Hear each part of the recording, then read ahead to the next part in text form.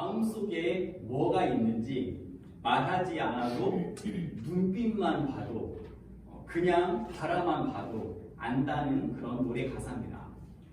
예전에 그 유키즈 온 더 블록 있죠. 유재석하고 조세호가 사회를 보는 유키즈 온 더 블록에 김영선이라는 배우가 나왔었습니다.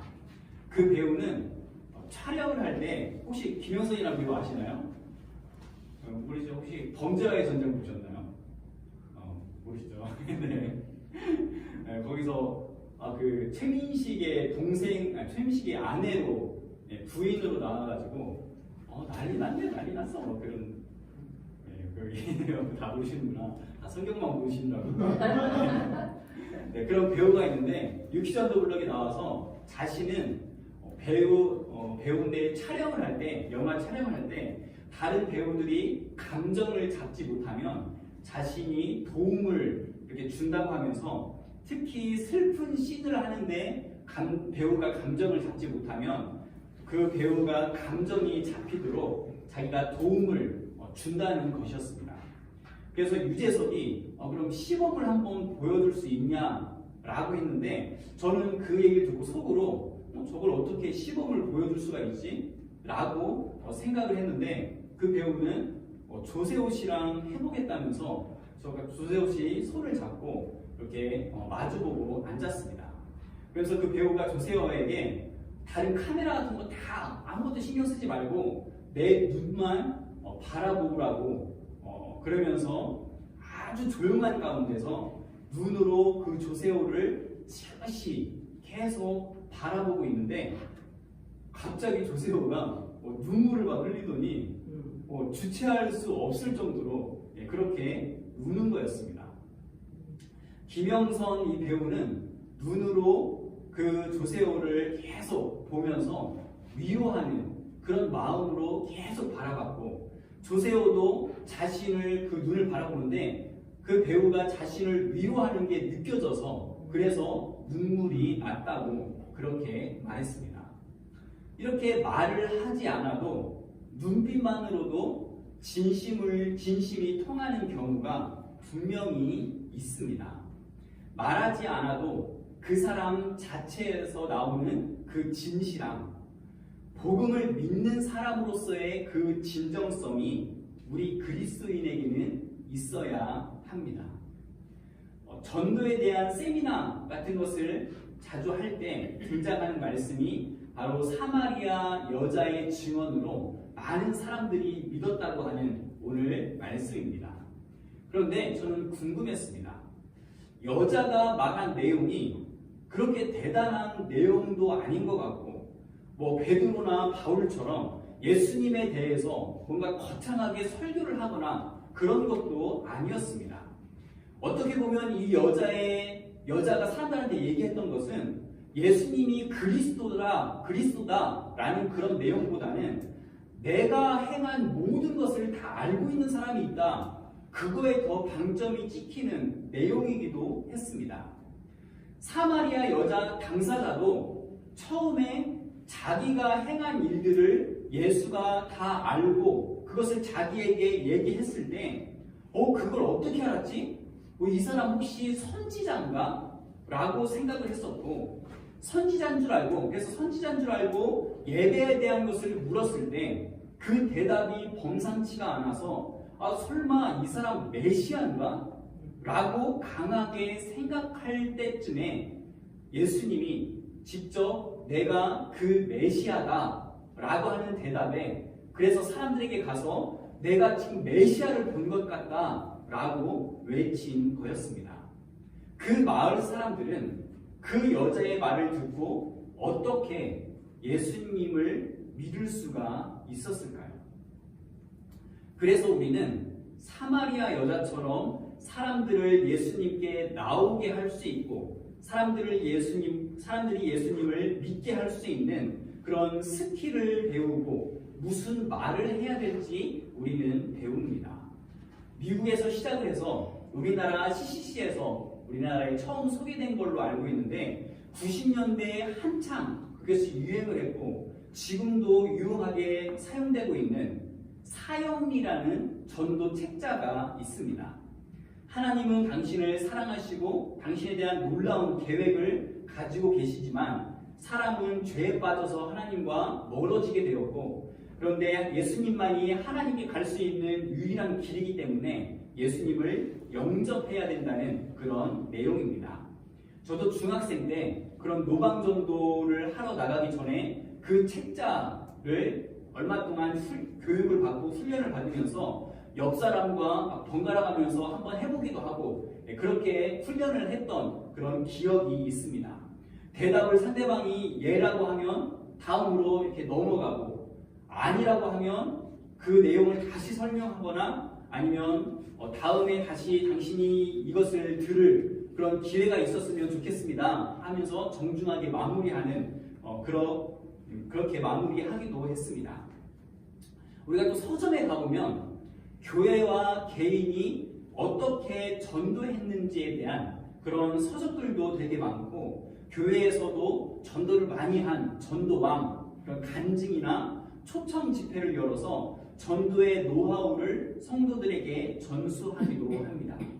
저는 그런 것들이 좋다고 생각합니다. 전도를 하고 싶은 마음이 성도들에게는 있는데 어떻게 전도할지, 무슨 말을 해야 될지 잘 모르겠는 그런 사람들이 그런 방법과 노하우를 배우는 것은 어느 정도 필요하다고 생각을 합니다. 그런데 사람들이 그 방법만을 습득을 하다 보니 사형이나 전도 폭발 같은 그런 전도 프로그램을 훈련받아서 나중에 나가서 전도를 할 때 부작용들이 있는 것 같습니다. 그 부작용은 훈련받은 대로 전도를 하다가 내가 훈련받은 것과 다른, 예상과 다른 어떤 대답이 나오거나 하면 어떤 사람은 전도를 하다가 그 사람과 말다툼을 하기도 한다는 것입니다. 당신은 죄인입니다 라는 그런 말을 했을 때 상대방이 그것을 인정하지 않으면 전도하는 사람은 그 상대방이 죄인인 것을 증명해야 되는 그런 거룩한 사명감을 가지고 그 사람이 얼마나 나쁜 사람인지 그것을 계속 증명을 해내려고 합니다. 그러면 듣는 사람은 당연히 기분이 나빠지고 그러다가 말다툼을 하는 그런 경우들이 있었습니다.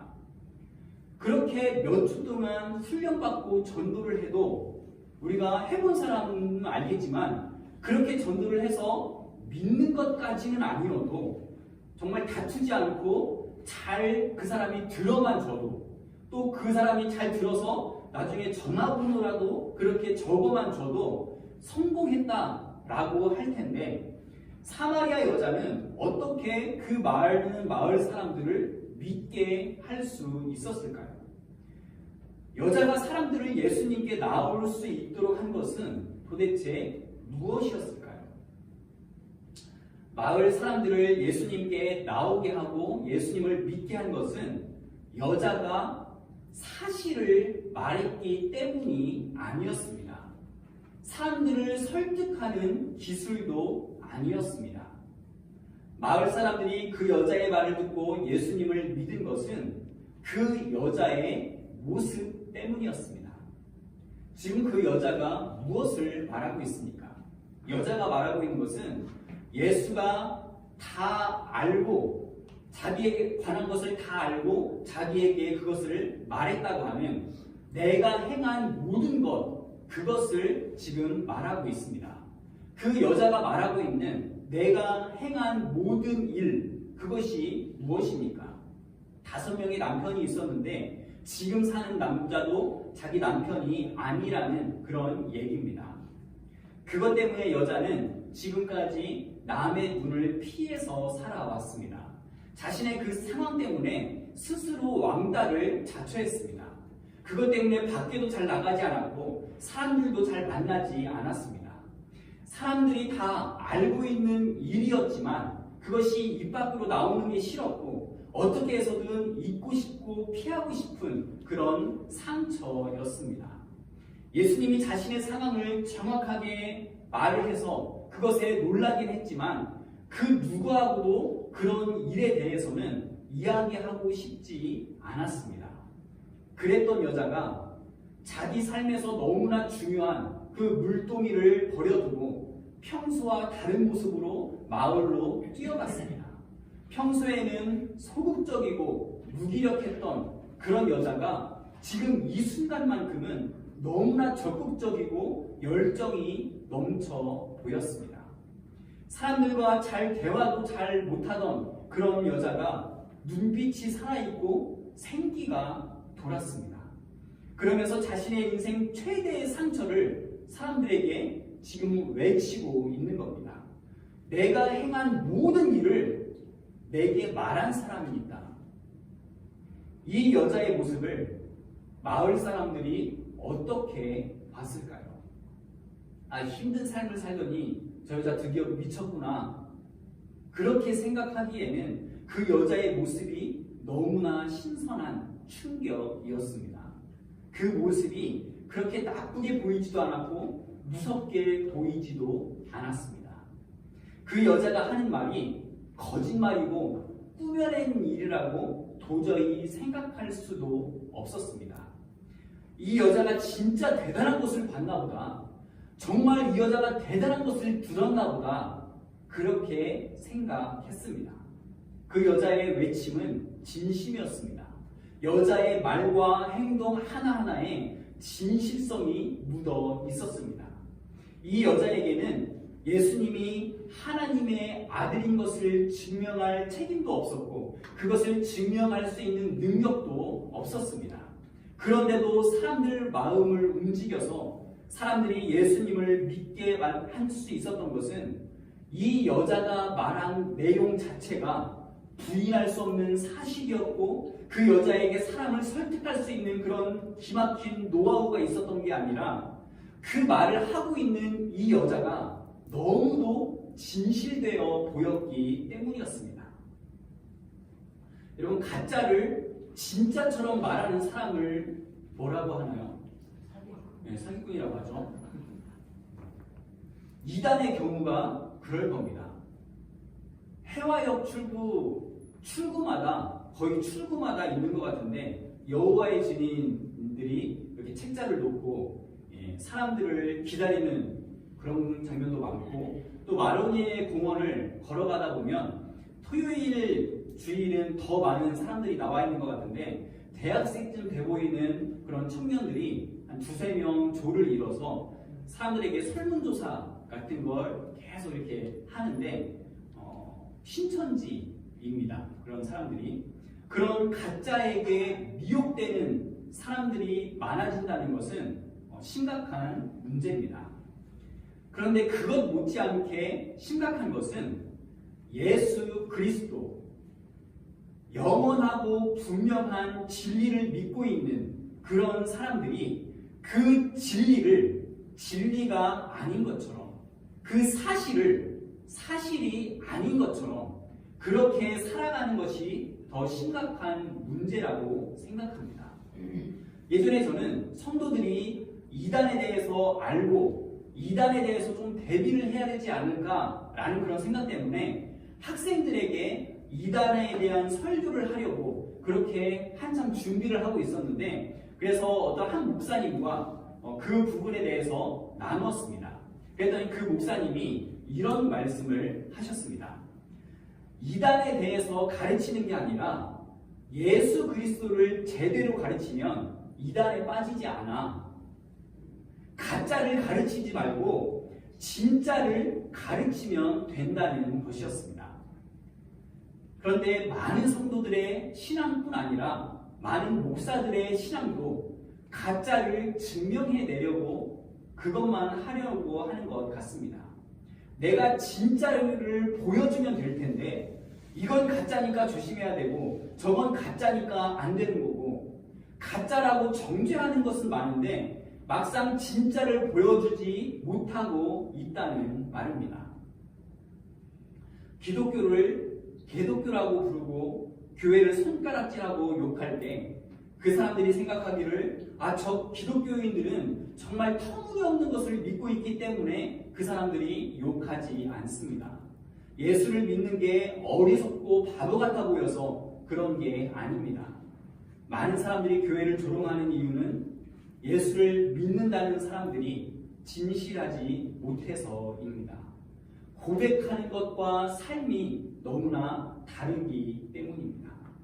교회라고 하면 사랑이 넘칠 것 같고 어려운 이웃을 도와줄 것 같고 기독교에서 말하는 진리를 따르면 행복한 모습일 줄 알았는데 막상 교회에 와보니 더 이기적이고 더 용서할 줄 모르고 세상의 성공 기준에 따라서 행복 지수가 높아지고 진리로 자유케 되기보다 진리 때문에 억압받고 합리화하며 사는 그런 모습을 보면서 사람들은 성도들의 진실성에 대해서 의문을 품게 되었다는 것입니다. 많은 교회 목사들조차도 자기의 위치, 자기의 명예, 교회의 성장을 위해서라면 뭐든지 다 할 것 같은 그런 모습들을 보면서 사람들은 교회를 신뢰하지 못하게 되었습니다. 예수님이 진리가 아닌데 진리라고 말하니까 그것을 욕하는 게 아니라 예수님이 진리라고 말하는 사람들의 진실해 보이지 않아서 욕을 하고 있는 겁니다. 당신들이 믿는 예수는 가짜입니다. 이것을 말하는 게 아니라 예수가 진짜인지 가짜인지 그건 모르겠지만 나는 당신을 믿지 못하겠습니다. 라고 말하고 있는 겁니다. 여러분 오해하지 마시기 바랍니다. 우리가 누구든지 예수님을 자신 있게 전해야 되고 예수님을 믿어야 구원을 얻는다라고 자신 있게 사람들에게 말해야 된다는 그런 말이 아닙니다. 우리 삶이 정말 완전히 변해서 다른 사람이 느낄 정도로 전과는 전혀 다른 행동 양식을 가지고 살아야 되고 예배 드릴 때도 누가 봐도 소극적이었던 그런 사람들이 열정적으로 찬양하고 기도해야 된다는 그런 말도 아닙니다. 그렇게 하든지 그렇게 하지 않든지 내가 얼마나 진실하게 믿고 있느냐 그것을 말하고 있는 겁니다. 우리가 믿고 있는 진실함 그것을 드러내는 것 그것이 바로 전도입니다. 전도는 다른 사람을 내가 설득시켜서 예수님을 믿게 만드는 게 아니라 내가 예수 그리스도를 믿는 것입니다. 말씀을 정리하겠습니다. 우리에게는 전도의 기술이 부족하지 않습니다. 다른 사람을 설득시킬 만한 그런 지식이나 능력도 부족하지 않습니다.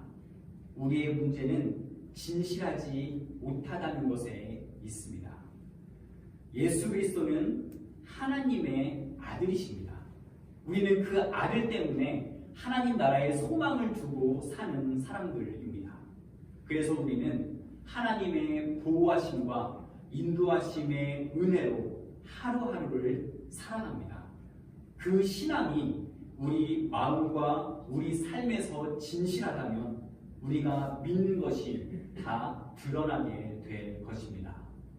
말하지 않아도 눈빛만 보아도 복음의 진실성이 느껴지는 우리 대한민국교회 모든 성도님들 되시기를 간절히 바랍니다.